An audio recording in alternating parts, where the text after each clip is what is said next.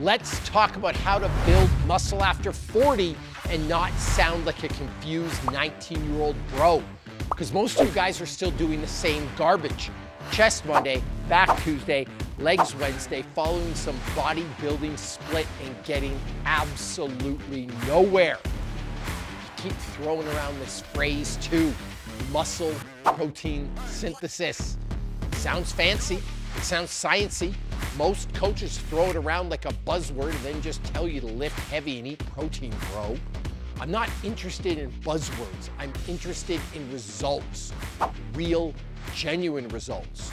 More muscle, less fat, joints that don't hate you, and a body that looks and performs like a grown man, not a melted candle. So in this video, I'm going to walk you through how this muscle protein synthesis actually works in your body, and most importantly, how to set up your training and nutrition so your body is building muscle as often and efficiently as possible. We're going to break this down into a few areas. 1, we're going to talk about frequency, how often you should train each muscle. 2, we're going to talk about timing, when to train for the best performance and growth. 3, we're going to talk about rest periods, how long to rest between sets for muscle versus conditioning. We're going to talk about intensity and progression, how hard to push and how hard to progress. We're going to talk about nutrition basics, what you need in your diet to actually grow and put on muscle. Here's the thing, stick with me through this and you're going to walk away with a simple grown man plan that you can actually follow. So the first thing we're going to talk about is we're going to talk about frequency. What do I mean by that? How often should you train a muscle? Let's start with the bro classic mistake, if you will. Hammer a muscle once a week. Wreck it, can't move for 3 days, repeat next Monday. Sounds hardcore, looks hardcore, but when you look under the hood, it's stupid. Here's what the science actually shows.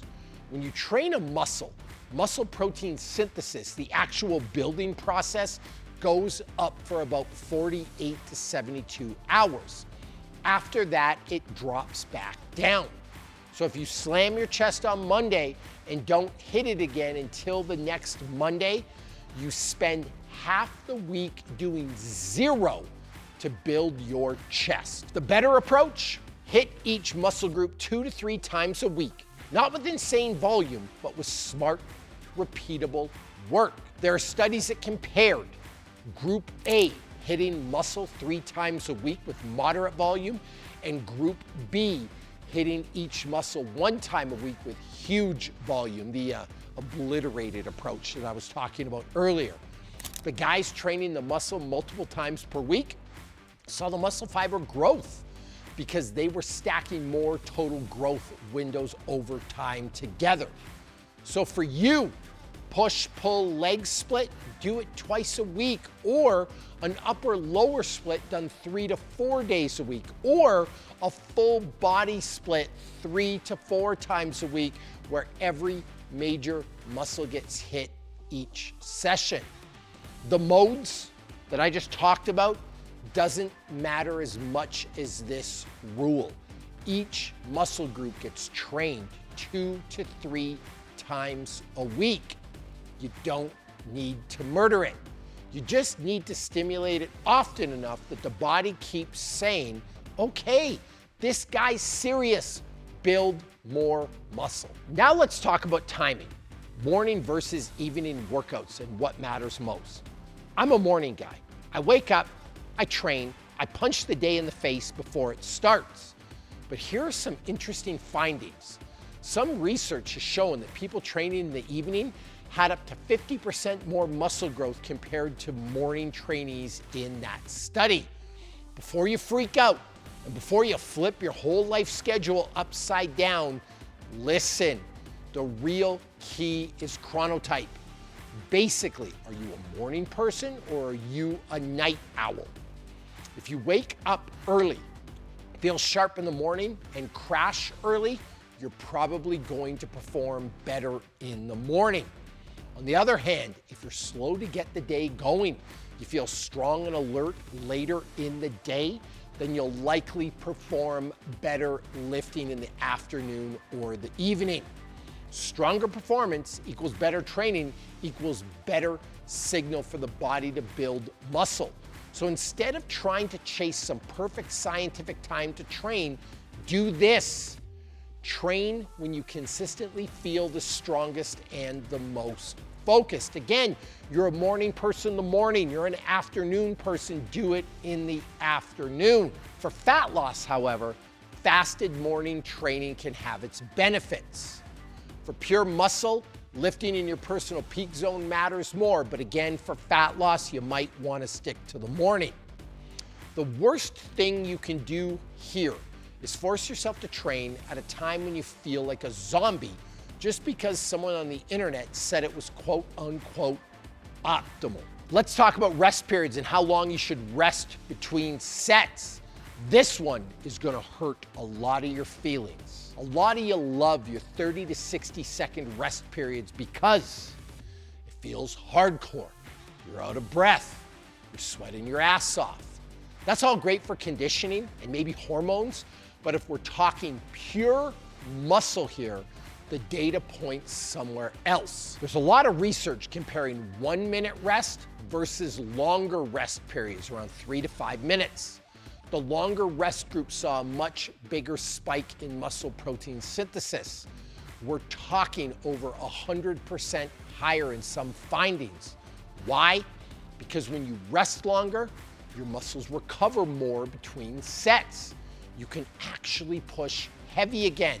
That means more high quality reps with real load, a better signal to grow. Short rest equaled more burn, more fatigue, more conditioning, all right? The longer rest again, more strength performance, better growth signal. So how do we use that information in the real world? Here's how I'd structure this for a guy over 40. On your main strength sets, big compounds lifts like the squat, the deadlift, the bench press, or the row, you're gonna rest 2 to 3 minutes between sets. On your accessory work, like your, what do we call it, pump work, curls, lat raises, stuff like that, you're gonna rest 60 to 90 seconds. That's going to give you the best of both worlds. Enough rest to truly push on your heavy work. Shorter rest on the lighter work to keep things moving and get that pump that you all love so much. Here's one more tip for you. If you want to move faster without wrecking your performance, train antagonistic pairs. Chest and back, biceps and triceps, quads and hamstrings. Example, do a set of bench, rest 60 to 90 seconds, do a set of row, rest 60 to 90 seconds and repeat. Well, one muscle works, the opposite one rests. You get more density in your training without trashing your strength. Bobby Maximus, how do I train with you? You're the best trainer in the world. I love your YouTube videos. I want to train with you every single day. Well, I have the solution, and it's called Team Maximus on the Ladder app, the best fitness app on the planet and the best program on the planet. It's right here. Now, what do you get with the Ladder app? Two things I want to talk about. One, you get me in your ear every single workout. You get one-on-one coaching. It's like I'm in the room with you. That's number one. Number two, you get access to a great community, the best community in the world of like-minded people who are driven to succeed just like you are. This program, you can get it for under $30 a month. The workouts can be done in 40 minutes or less, and you need minimal equipment. It literally is the secret that you've been missing.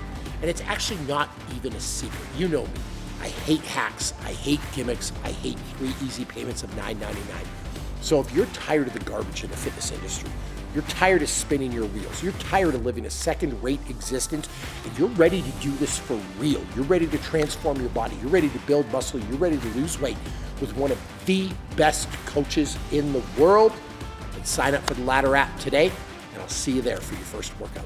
Now here's something that a lot of guys really mess up. Intensity. How hard do you actually need to go? Guys over 40 think every workout needs to be max effort. They're going to war. They're leaving the gym half dead. That's not what the research or my 25 years in the game actually shows. 25 years in the game, 3 decades in the game, all right? When we look at muscle building pathways, the range of about 60 to 90% of your 1 rep max can all create a strong muscle building signal. What does that mean in plain English? You don't need to max out all the time to grow. However, you do need to do some sets that get close to failure. You need to practice progressive overload. The weight, reps, or quality needs to improve every single time you train. 60% of your max this month might be 40-pound dumbbells. Next month, 60% might be 45s. If that number never moves, you're not overloading, you're just exercising. So for you, live most of your time in that hard work but not suicidal intensity zone. Occasionally push heavier for some of your strength phases. Occasionally back off with some deload so your joints don't hate you. But stop thinking you need to destroy yourself every session to signal growth. Men over 40 grow best on smart, repeatable stress, not random self-destruction. Let's talk about nutrition, because you're not going to outlift a bad diet. I'm not going to turn this into some full-blown lecture, but we do got to talk about a couple of things. The first thing that I want to talk about is protein and leucine. Muscle protein synthesis doesn't happen without enough protein. And within that protein, leucine, an amino acid, is a major trigger for the muscle building signal. Now that doesn't mean that you need to go buy leucine powder and sniff it in a parking lot, but it does mean that you're going to need to eat enough high quality protein at every single meal. How much is that? I want you to aim for roughly 0.7 to 1 grams of protein per pound of body weight a day. Make sure your meals actually have enough protein to hit that leucine threshold. 20 to 40 grams of protein per meal for most guys is enough. How are you going to get that? Meat, eggs, chicken, Greek yogurt, fish, cottage cheese, whey protein supplements. They are all solid tools. Now, the second thing I want to talk about is omega-3 fats. Omega-3 fats come from things like fatty fish and fish oil, and they support the muscle building process as well. There's research showing that omega-3s may increase some of the signaling involved in muscle protein synthesis. Practically, that means you take a fish oil supplement or a few servings of fatty fish. You eat a few servings of fatty fish per week. This can support your training, your recovery, and your long-term health. The only thing to watch, omega-3s are anti-inflammatory, and that's great. But if you drown yourself in anti-inflammatories all the time, you can blunt some of the adaptation from training. So use them intelligently. Don't try to live off painkillers and mega-dosed fish oil. So let's put this all together for your average man over 40. Training frequency. I want you to hit each muscle group 2 to 3 times per week. For your big compound lifts, 2 to 3 minutes rest between sets. For your accessories, 60 to 90 seconds rest between sets. Remember what I said about antagonistic pairings when possible? Chest and back, bis and tris, quads and hams, that kind of thing. For your intensity, lift in that 60 to 90% range most of the time.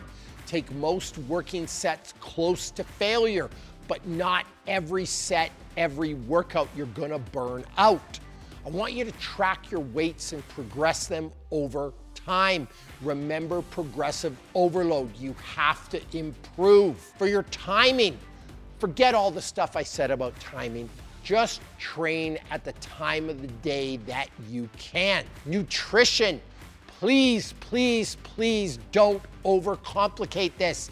Get enough protein, 0.7 to 1 grams per pound of body weight a day. I want you to aim for 20 to 40 grams of protein per meal spread throughout the day. Include omega-3s and mostly whole foods. You don't need perfection again. You just need a grown man's plan and the discipline to run it for more than 2 weeks. A lot of you do 2 weeks and then you quit, all right? So here's the deal. If this kind of stuff helps you, smash that like button, subscribe. And do me a favor, because I think we can all share.